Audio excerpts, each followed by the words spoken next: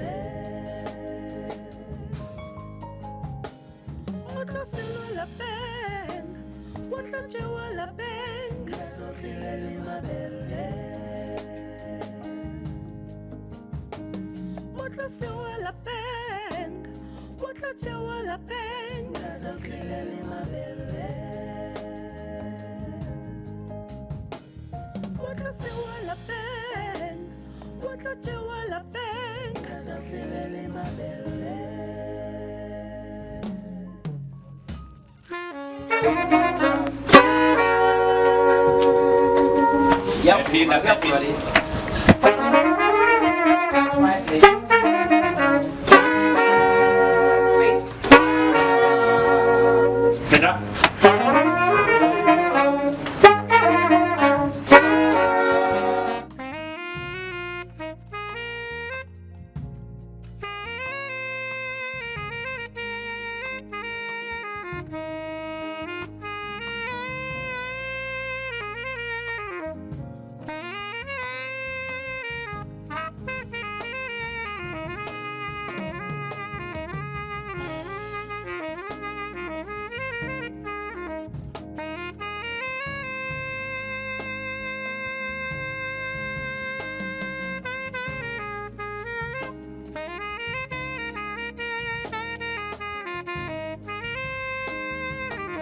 Hi, this is Bushle Mafani, and with me I've got the man of the moment.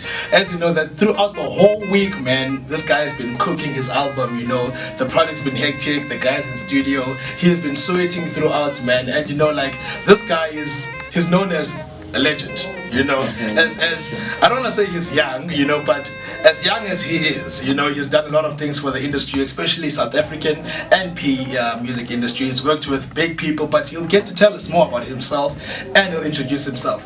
But how you doing? Man, are you good? I'm good, I'm good, man, I'm good. So just tell us, man, who are you, what you doing here, and just give us a brief background of yourself. Okay, my name is Lefa Mosea, saxophonist. Originally from Pretoria, but been here in PU for the past couple of years, man. Okay. Yeah, I'm a saxophonist, I'm a composer, I'm an arranger. Sometimes I'm a businessman. Sometimes you're a businessman. Nice. So, Lefa, like, we're here today. You know, we're here today. In fact, today is day 4 of, you know, this hectic week. Just tell us, man, about this project. What's going on? Yeah, this project, I've been prepping for this project for quite a while. Yeah. It's music that I've written over the past 3 years, and only now in 2016, the music is materializing. It's sounding exactly as how I imagined it to be, you know, in my head. And the guys are doing a beautiful work, you know, helping me out, and I'm working with Edgar and Mosea as my co-producers, you know. Yeah, sometimes Mosea helps me out with the writing, but mostly it's my brainchild. So it's not your first time working with these guys in the studio? No. Especially, I think like 70, if not 80% of them, you know, cats from Take Note, you know. Yeah. I was about to get to that point. You guys have been together, you know, for years, you know. You guys have worked together with Take Note, you know. I believe that you guys have 2 albums of Take Note. Yeah, we've got 2 albums out. The last one was released, I can't remember, 2013? Yeah. 2013, yeah.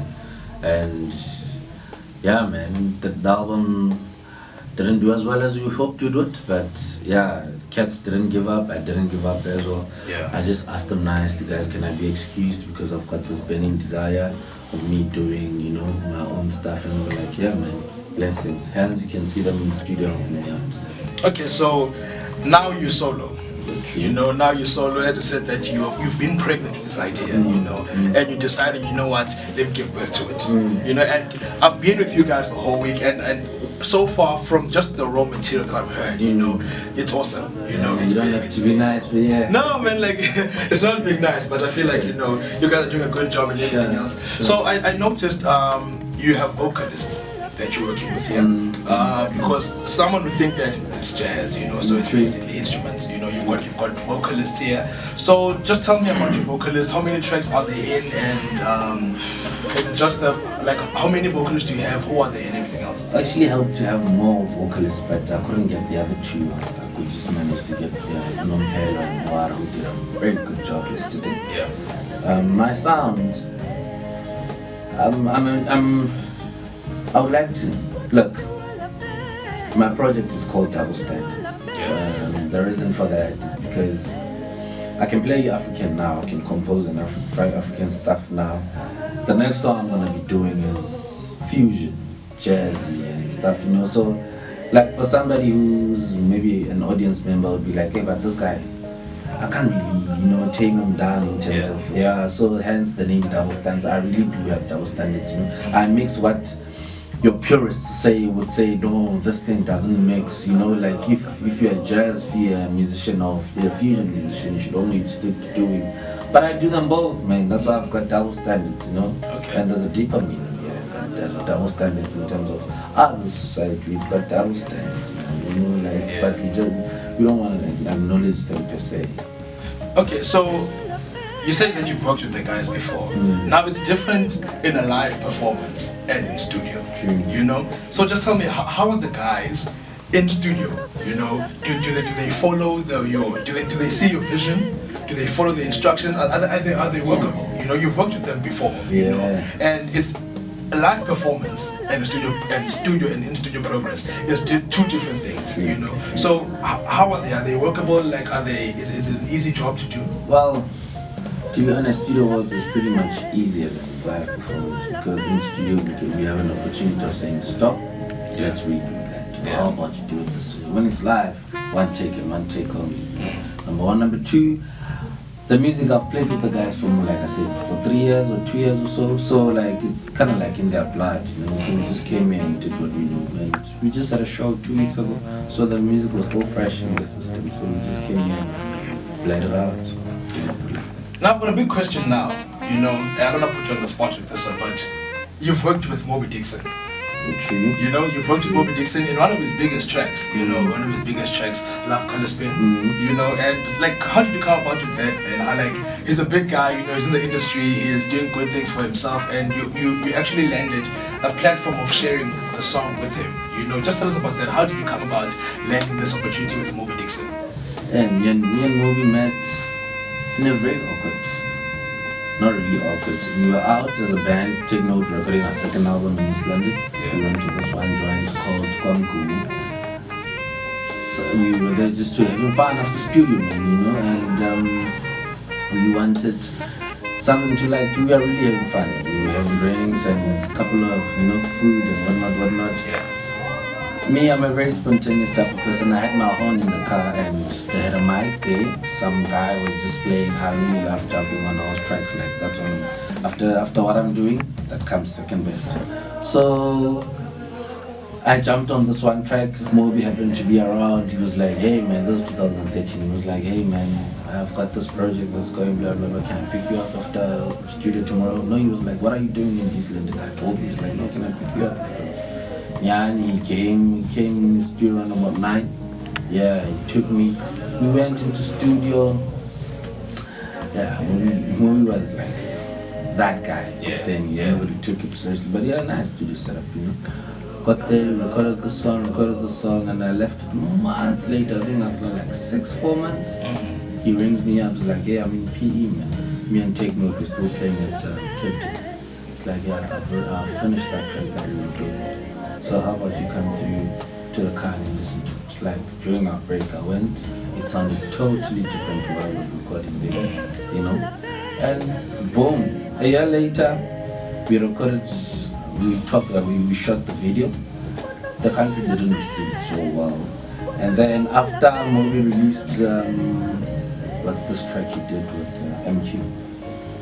City Rains. Yeah, that's when the country was like, hey, who's this Moby Dixon? And I think we just knew that, you know what, they really deserve to hear this track.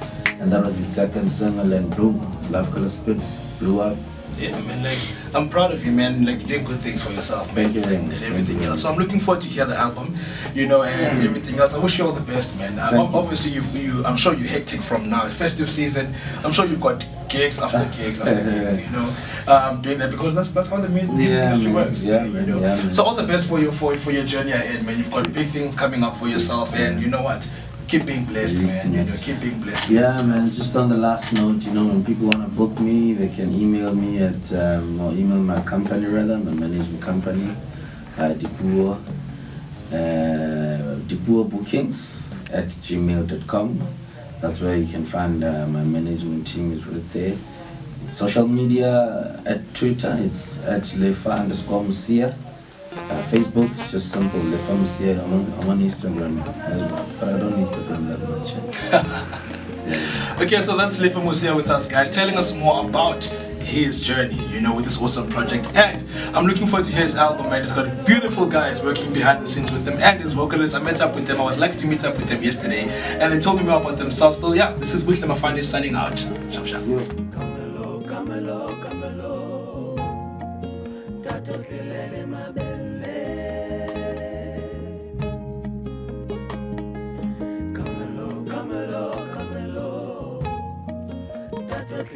my baby.